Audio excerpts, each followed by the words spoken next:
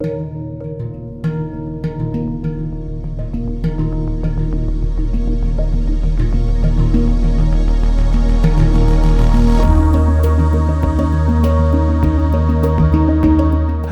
I'm Neil Dealey, co-founder and partner of Architects and Urban Planners Metropolitan Workshop. Welcome to Reshaped, a podcast series to mark our 15th year and to record perspectives on how the built environment is changing and needs to change in this historic moment. We asked leading thinkers and doers to respond to issues highlighted by the pandemic while we're in the throes of change, and memories and perspectives are fresh. Has the door opened to a new era? We think so.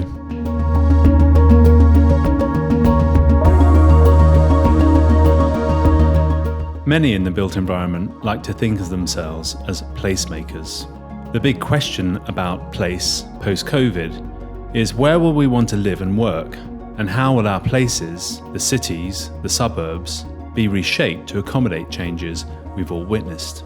We asked Mary Parsons, chair of the Town and Country Planning Association and Regeneration and Partnership Director at Lovell Partnerships, what placemakers need to be thinking about for the future.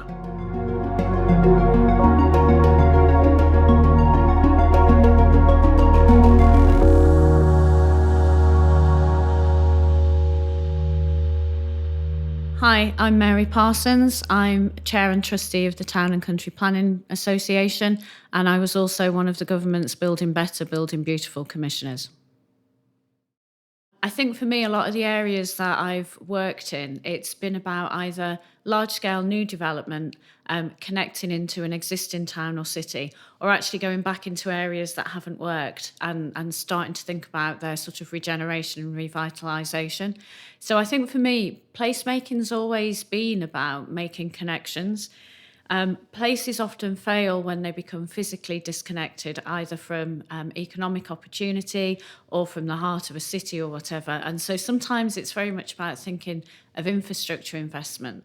But I think it's also connecting people to people. It's making sure that actually when you look at the homes that an area needs, that you are creating the right kind of homes for the right kind of employment opportunity. And sometimes when places fail, when it doesn't work, it's because those physical, those economic and those social connections have started to fray and in some cases snap altogether.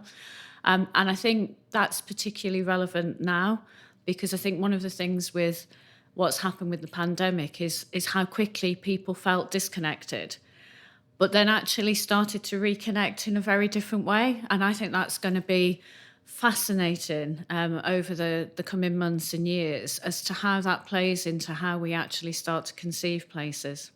And I think we are sociable creatures. And I think what we have been guilty of sometimes within the development sector is forgetting that.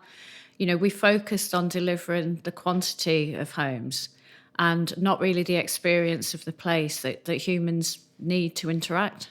I think there is a real focus from developers now that they really need to understand that the people that they're creating these places for, people need to be involved. People need to share their understanding of an area, but also what they need in a place. And I think it's been too easy to define things as mixed uses and put everything neatly in use classes. Actually, what we need to think about, the most sustainable parts of our towns and cities are the ones that have been able to change tenure, to change uses, to just evolve because the buildings were designed in a way that was able to. You know, you take something like a Victorian terrace house and the flexibility that that's had for different lifestyles and so on. And I think we have built in a lot of obsolescence into some of the homes and some of the buildings. And then we constantly have to go down and, you know, when they're redundant and take them down.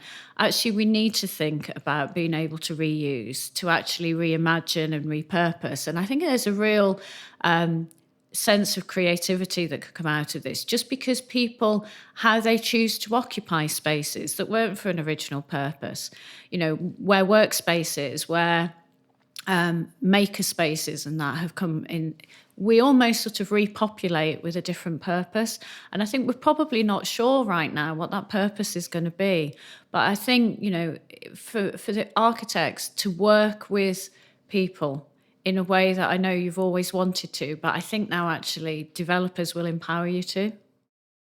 I think the big question as we look post-COVID has to be about, what is the role of cities? Where will people want to live? Will it be suburbs? Will it be back into cities? But I think there is almost a cycle of it. This isn't the first time in history we've had everyone flock into cities because of economic opportunity. We had the Industrial Revolution, but then, when there becomes disease, poverty, inequality, it then created that flight out to something that was perceived to be a sort of healthier way of life. And as the chair of the Town and Country Planning Association, of course, the birth of the Garden City movement was very much in that, trying to get the best opportunity of the town, but the best of the lifestyle of the country. And I think there has been that immediate response. But I also think, cities will change, the opportunities will change. We have also, been in a position where we've priced so many people out of being able to live sustainably within our towns and cities that actually, again, if we're reconnecting them back into the opportunities that can come out of this, it might be a very different way of life. It might take time. I think in terms of the lessons and the principles moving forward, again, as the chair of the TCPA, we cite the Garden City principles a lot. And in people's head, I think it makes them think of, a particular kind of place. But actually, they are a set of principles that are as relevant for placemaking today as they ever were, because it is about the right kind of homes, including affordable homes, so that everyone can find their place. It is about connecting with green infrastructure. It is about thinking local about things like food production or local craftsmanship. And it is about connecting people to economic opportunity. And I think all of those are still really relevant. I think I also spent last year as one of the Building Better, Building Beautiful commissioners, and going around the country looking at really the best and the worst development that we could have conceived over recent decades. And the best, you look at some of them and they are fantastic examples of placemaking. I'm sure they will be around in 50 and 100 years' time, and they'll still work as places. But then we've also witnessed some of the worst with permitted development rights, where we became fixated because of the need for more homes on the quantity and not the quality. And I think if there's the real lessons that we've all had to spend a lot of time looking at our four walls, we need to think about the homes that actually they do support the mental and physical health and well-being of the people that live there, and we don't destroy people's life chances by where they live. And that sounds really obvious, but space standards, natural daylight, we really got to the point where a housing minister has to stand up and say, we're going to make sure every home has a window. Really?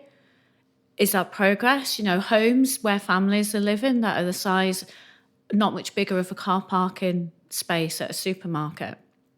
The acoustics, one of the biggest impacts on someone's mental health and where they live. Poor acoustic standards.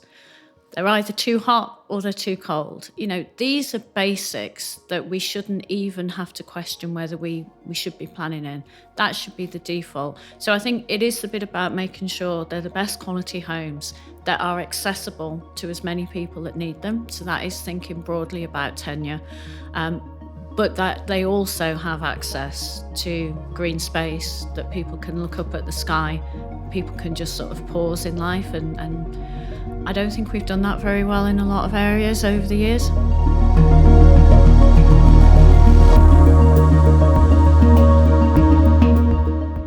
That was Mary Parsons. Her recent experience as Building Better Beautiful Commissioner for Government, looking at the best and worst of British housing and placemaking, has given her a clear understanding of what's working and what's not. This isn't the first time Britain has seen people flocking to cities and then decamping for the suburbs in search of economic opportunity and better lifestyles. Yet we often still struggle to get the basics right: access to green space, daylight, connectivity. The Garden City movement principles remain powerful, she observes, and if we can reinterpret them for today, we might offer people a better kind of life, especially by thinking more locally about what people really need, so everyone can find their place. You can listen to other podcasts in the Reshape series at all the major providers, or go to our website, metwork.co.uk. Series directed by Lee Mallet, produced by David Michon and Justina Green, recorded and edited by Sean Crook.